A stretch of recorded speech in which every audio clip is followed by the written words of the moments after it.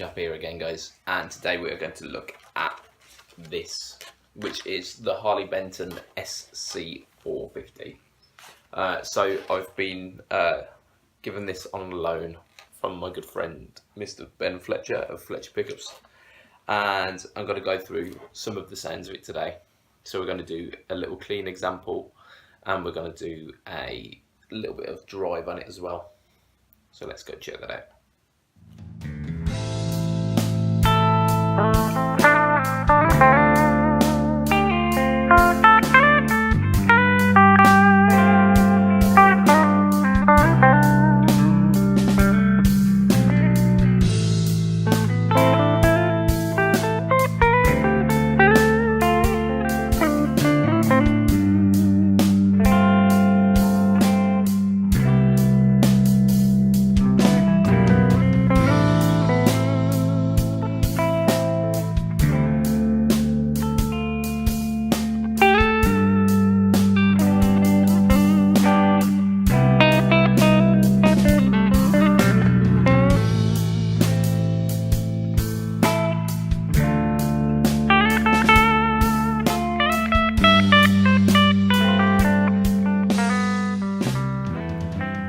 Let's have a look at some of the features on this thing.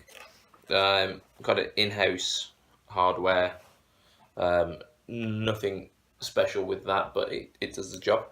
The tuners are Harley Benton own tuners, which are not fantastic.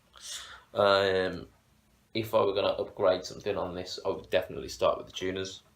Roswell Alnico-5 pickups, which are the Thomann in-house brand pickups, which they're okay. They're not fantastic, but they'll definitely do, and they're, for the price that you'd pay for this guitar, they're kind of punching above that weight. And each of these pickups have got coil taps on them as well. The electronics themselves, the parts, they work, but you're not getting the subtlety when you start rolling things off. The tone goes a bit south, but everything feels quite sturdy and quite solid. And so yeah, I think one of the things that I want to mention about this guitar, over the Epiphone equivalent, is the thickness of the body and the kind of sturdiness of the body. Seems dimensionally thicker, so it kind of exudes a bit more quality, and the neck profile as well is a little bit chunkier.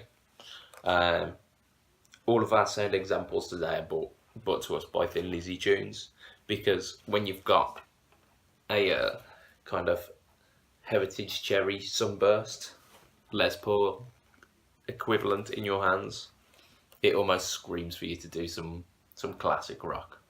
And one of the big bands that I think of when I think of Les Paul styles is Thin Lizzy. So let's go check out some drive examples.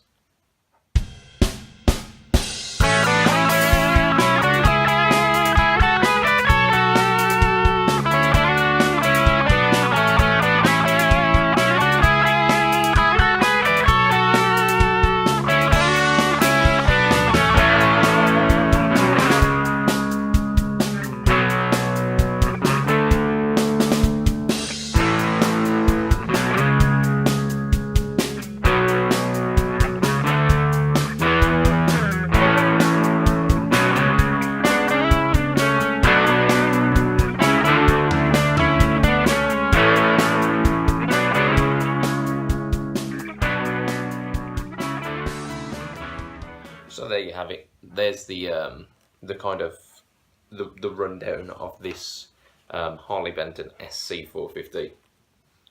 So price point wise, it's sitting well below the Epiphone Les Paul standard, and I would say very much they're comparable. The pickups probably sound a little bit better than the Epiphone ones. The electronics are very similar at that price point. The switch actually feels much more sturdy than you do get on an Epiphone Les Paul. I actually managed to break one of the the Epiphone ones, whereas this feels quite tough and quite sturdy. Yeah, if I were gonna kind of niggle about anything, the tuning stability is not the greatest, and I think it's down to these tuners.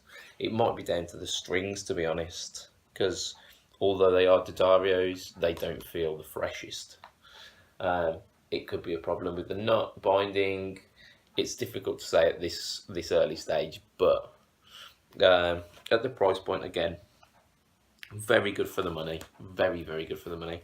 And if this were your first guitar, if you were buying this as a beginner, I think it doesn't go vastly out of tune, and the intonation's set pretty well.